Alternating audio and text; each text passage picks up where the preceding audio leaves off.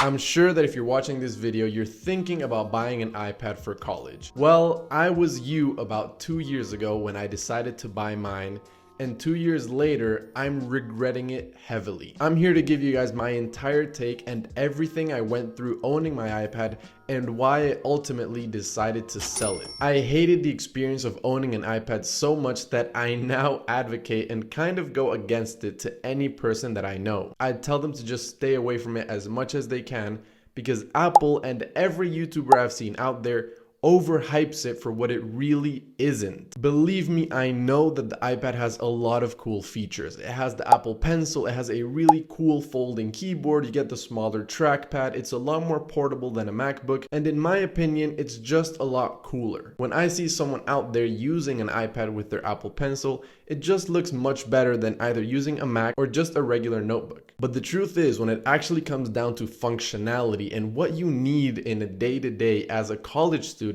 the iPad just doesn't fulfill all of those needs. And that's something that I had to discover the really hard way by paying $1,200 up front first and then selling it later on for a very big loss. And that's something I don't want you guys doing. So I'm just hoping that you'll take a listen to my story and then decide for yourself whether it's worth it or it isn't. When I first bought my iPad, I was obviously very excited to finally have one. I bought it with the keyboard and the Apple Pencil and I loved it until I actually started college. Because when I actually started college, I realized that it wasn't gonna be enough for my day-to-day use. Now I understand that every college is different and the homework, the assignments, and the things you may need out of the iPad may not be what I needed at a first hand. So it's obviously understandable if my issues aren't yours. But I did have a lot of them and I'm just here to tell you guys that so that you could know whether you want it or you don't. I would say that my main issue when owning the iPad was the fact that I couldn't actually do two things at once. When you own a Mac or a computer, you're usually using that on a lecture to look something up, look at a YouTube video, or just see some form of documents. And when the professor is speaking, you're usually paying attention to them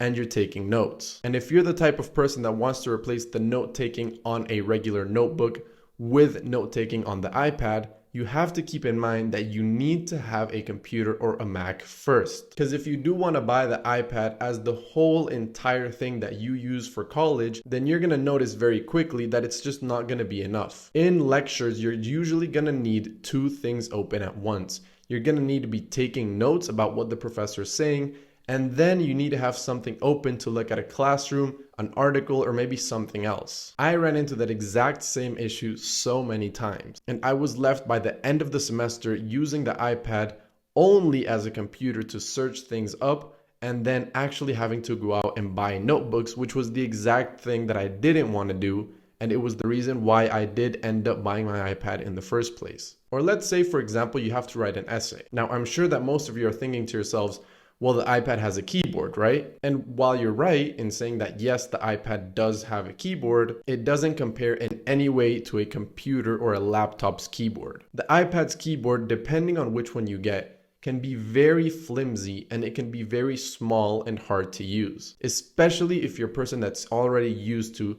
for so many years, to using a regular computer's keyboard. You're going to see that typing on the iPad is really annoying. Not only that, but also the fact that every single app you use is made for iOS. It isn't made for a Mac or for some sort of computer. It's made for your iPhone. It's just on a bigger screen, which means that there's a lot of features you're going to need from Google Docs or Microsoft Word that the iPad is simply not going to have. And then you're going to be left using a Docs or Word option that wasn't exactly what you wanted in the first place. And let's say later on down the line, you have to do some stuff that isn't college related. You have to enter into a different link, or you maybe have to go on Canva to do some designing, or you just need to use Safari for anything that isn't college related. You're gonna find that to be a hassle very early on. I know many people compare the Mac to the iPad and say, well, which one's better?